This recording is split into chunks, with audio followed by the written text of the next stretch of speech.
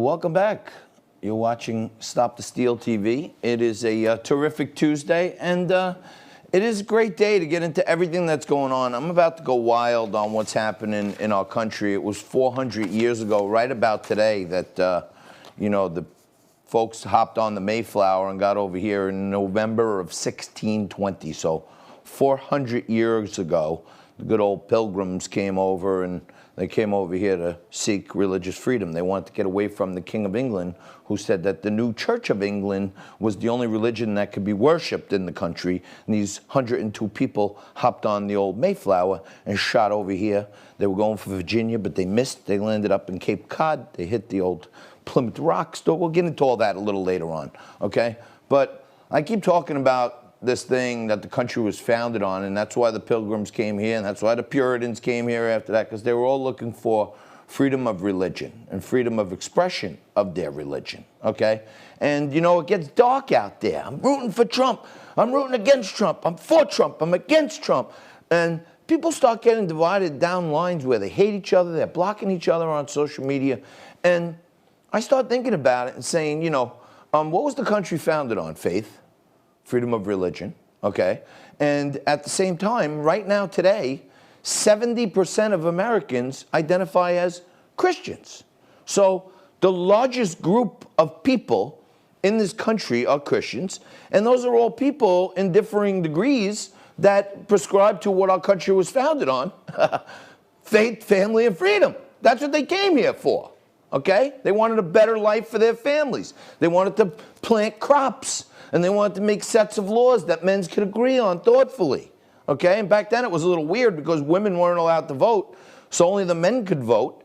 And to be able to vote, you had to be a member of the church, believe it or not. There was no separation of church and state then. The laws of the country were founded on that, okay?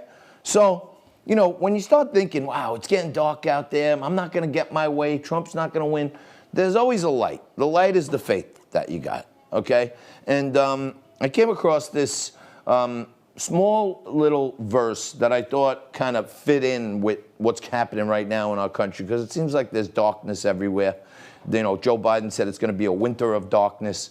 And this is from Ephesians, and it says, everything done in the dark will be brought to light.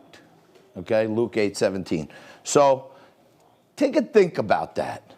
And you think, whoa, is that person doing me wrong? Did they cheat on the election? This, that. If you got faith, whatever happens in the dark, whatever's going on there, the man upstairs said that it's going to come to light. So the light's going to shine somewhere, and you're going to be the beneficiary if you keep the faith. So that's good news. Now, I want to go back to the Pilgrims and the Puritans and the reasons they came here, because it's really timely. That's why we celebrate Thanksgiving, okay? And I'll get into that a little more. Now, Mike, we have some clips from way back when I was a little boy. I'm 52 years old, okay? But I was a kid. They used to do these little things called Schoolhouse Rock. And they did Schoolhouse Grammar, and they did Schoolhouse History, they did Schoolhouse America. And they taught you all little things in these short little videos that were kind of like, ooh, if you're in my age bracket, you remember, I'm just a bill, I'm only a bill, and I'm sitting here on Capitol Hill, and now, remember that stuff? So take a look at this, just to remind everybody how it all started. Let's go back to a little, second grade social studies stuff. Here's how it all started. Mission and a splashing over the horizon, what can it be? The Pilgrims sailed the sea to find a place to call their own. In their ship Mayflower, they hoped to find a better home. They finally knocked on Plymouth Rock, and someone said, we're there. It may not look like home, but at this point I don't care. So they hopped on the Mayflower, they shot over here. Okay, we're going to get some freedom. We're going to get away from the king. Little did they know it was going to take 100 or more years to get away from the king, but they got here. They stepped foot on land in Cape Cod in November of 1620, 400 years ago, okay? But there was no government. So they made a little pact among the people there. And we learned this in second grade. You remember the Mayflower Compact, a little thing there. And what they said was, we're going to consult with each other, and they promised to work together to make the colony succeed. Okay, and you may remember that the pact that they made proclaimed individual religious freedom and thoughtful prescription of the laws is the good old Mayflower Compact. Okay, so we had that. Now, in 1630, just 10 years later, another group broke away. They didn't like the way the church was acting. They didn't like everything that had to do with Catholics, so they hopped on a boat with like 1,000 people, and they headed for the new land, the promised land, America, okay? And what did they want? They wanted pure religious freedom. That's what they really wanted. And we called them in, second grade, the Puritans. John Winthrop led the 1,000 folks, and they landed in Massachusetts Bay. And they wanted to base the colony on the laws of God. Pretty good theory, right? Take a look at this. Corn, they built their houses one by one. And bit by bit they worked until the colonies were done. They looked around, up and down, and someone said, hooray! If the king could only see us now, he would be proud of us today. It kind of, starts getting you thinking, like, where are we? What's happening? Why did all these people risk their lives to come over here to seek religious freedom, set up a whole bunch of laws that were basically based on the laws of God, or at least faith, or at least religious freedom, and that didn't mean you had to worship who they worship. You just had freedom to worship whatever you wanted.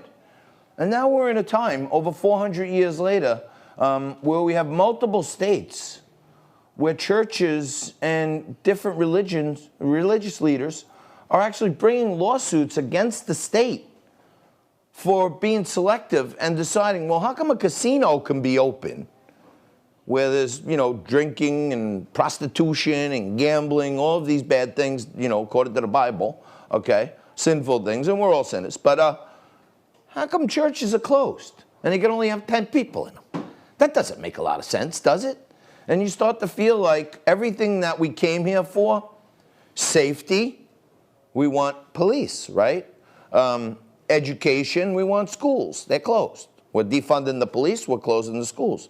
Well, what about church? We want church. No, you can't go to church. You got this big congregation, only 10 people at a time can go in there. You got to wear masks the whole time. And by the way, don't sing Hosanna in the highest, because there's no chanting allowed on top of everything. So you start to figure, it's time to get depressed. It's time to get sad. It's time to realize that what we thought we had here is gone. And the minute you start thinking that, you give in to fear, you gave up your faith, and that is in no way, shape, or form of what this country was founded on. So keep the faith, keep the family. We'll get our freedom one way or another. We'll take a quick break. We'll come back and do more Stop the Steal right after this.